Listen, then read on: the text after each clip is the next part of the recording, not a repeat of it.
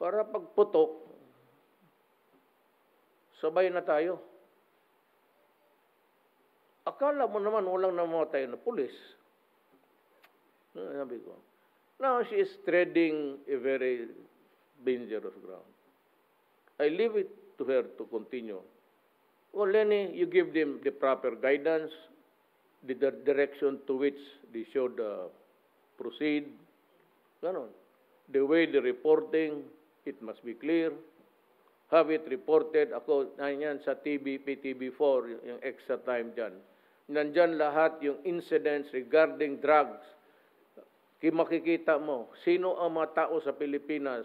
That is every day.